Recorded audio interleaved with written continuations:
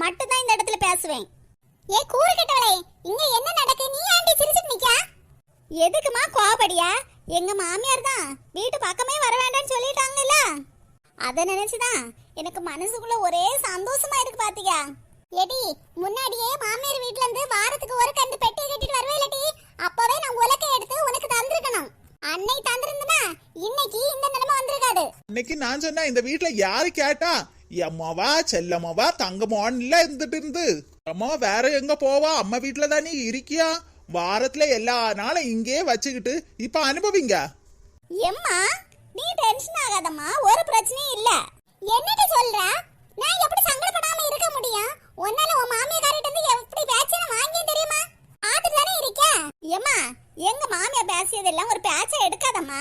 இந்த காதுல வாங்கிட்டு இந்த காதுல விட்டுரு. பாத்தீங்களா உங்க மோளுக்கு திமிரா? உங்ககிட்ட வச்சு எப்படி பேசியா? இந்த காதுல கேட்டுட்டு இந்த காதுல விடணுமா? சம்மந்தியம்மா, நீங்க இத பெரிய விஷயமா எடுத்துறாதீங்க. அவ ஒரு மூளை கெட்டு போய் பேசிட்டு இருக்கா. இப்ப நீங்க சொன்னீங்கல்ல மூளை கெட்டு போயிட்டுன்னு, மூளை கெட்டு போன உங்க மோவல எங்க வீட்டுல யாத்தவே முடியாது.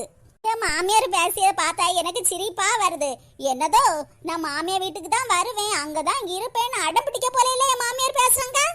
திமிரு பிடிச்சவா இவ எல்லாம் ஒரு காலமும் திருத்த மாட்டா. சின்ன பொண்ணு, உன் சம்மந்திக்காரிக்க மாமியாரு இப்பதான் கண்ணு முழிச்சிருக்காங்க.